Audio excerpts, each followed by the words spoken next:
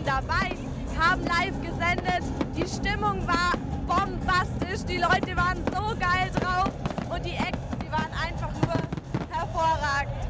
Ja, da bleibt uns nicht mehr viel mehr zu sagen. Das war einfach der Hammer und wir freuen uns jetzt schon auf nächstes Jahr, wenn es wieder heißt SommerTagTraum 2013.